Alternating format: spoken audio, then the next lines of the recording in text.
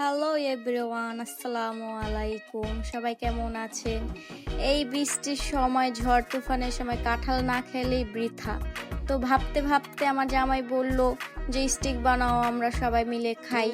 এত সুন্দর ওয়েদার তো মিস করা যায় না। যে কথা সেই তো স্টিক বানানো ঘরোয়াভাবে যতটুক যা ছিল তা দিয়েই বানানো শুরু করে দিলাম। ভালো করে শুকনো কাপড় বা টিস্যু দিয়ে মুছে নিতে হবে। সুন্দর করে মুছার পর কাঁটা চামচ দিয়ে ডট ডট করে নিতে হবে যেন ভালো করে মশলাগুলো ভিতরে যায়। তো আমিও মশলাগুলো দিয়ে নিলাম, বেশি কিছু লাগে না।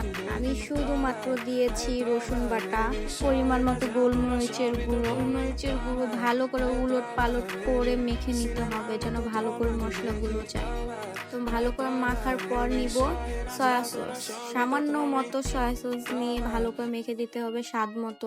লবণ দিলেও চলে, না দিলেও চলে, আমি কোনো লবণ ইউজ করি নাই। তো সবাইকে বললাম না ঘরে যা ছিল তা দিয়েই। তো আমার ঘরে বাটার ছিল না, আমার ঘরে ছিল ঘি দিয়ে ভেজে ফেলেছিলাম। তো সুন্দর মতো করে ঘি দিয়ে ভেজে নিলাম। কেউ আমার ফ্রাই প্যান দেখে কেউ আবার অজ্ঞান হয়ে যেন না। না ভাই, হাসার কিছু নাই, যত পুরনো জিনিস থাকবে ততই স্বাদ বেশি আমার কাছে মনে হয়। সুন্দর মতো করে রেখে দিলাম। তো ভাজার পর উলট পালট করে দিব।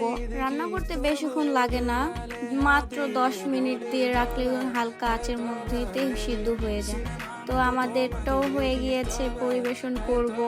এই যে পরিবেশন করেছি, খুব মজা হয়েছে। আমার জামাইকে বলেছি এত কষ্ট করে বৃষ্টি ওয়েদারে মানুষ ঘুমায় আর উনি আমাকে কাজে ধরায় দিচ্ছে। জামাইয়ের আবদার তো পূরণ করতেই হয়। খাওয়া দাওয়া শেষ। সোনার বাংলাদেশ। আল্লাহ হাফেজ, টাটা, বাই বাই।